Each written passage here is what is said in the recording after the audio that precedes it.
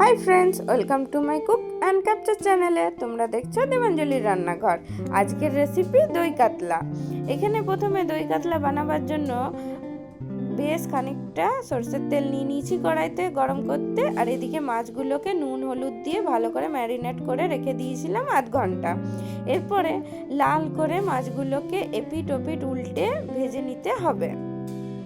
এরপর একটা মিক্সার গ্রাইন্ডারে বেশ খানিকটা পোস্ত আর 5-7টা কাজু সাথে গোটা মৌরি ভালো করে অল্প জল দিয়ে পেস্ট করে নিতে হবে। তারপর আরেকবার বেশ খানিকটা পেঁয়াজ কুচি, রসুন কুচি, আদা কুচি আর একটা লঙ্কা দিয়ে সেটাকেও ভালো করে পেস্ট করে নিতে হবে। এরপর আলাদা একটা মিক্সার গ্রাইন্ডারে এখানে আমি আদা, পেঁয়াজ, লঙ্কা আর রসুনকে ভালো করে পেস্ট করে নিয়েছি।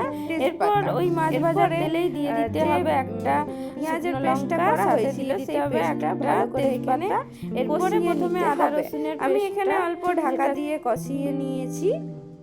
দেখতেই পাচ্ছ এটার থেকে বেশ খানিকটা তেল ছেড়ে দিয়েছে।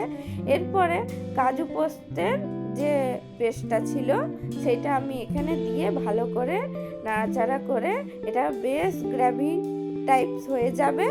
তখন এতে দিয়ে দিতে হবে অল্প করে জিরে গুঁড়ো আর দিয়ে দিতে হবে বেশ খানিকটা ধনে গুঁড়ো।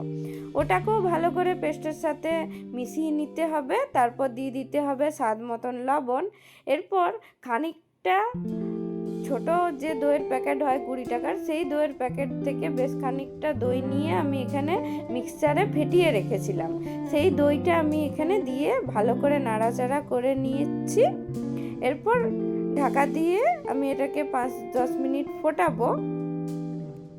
তার আগে আমি বেশ খানিকটা এখানে জল দিয়ে দিলাম যাতে এটা খুব একটা মাখো মাখো না হয়। যেহেতু এটা ভাত দিয়ে খাওয়া হবে সেই কারণে আমি কিছুটা জলের ব্যবহার করেছি। আপনারা চাইলে অতটা জল না দিলেও হবে, সামান্য একটু জল দেবেন।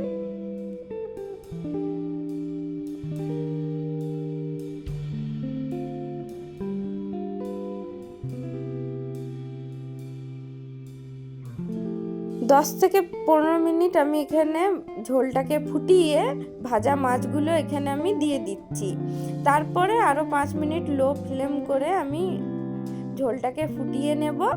এরপরে আমি এখানে দিয়ে দিচ্ছি সবার শেষে 2টো লঙ্কা আর অল্প ধনেপাতা দিয়ে আমাদের দই কাতলা আমি পরিবেশন করার জন্য এটা একদম রেডি হয়ে গেছে।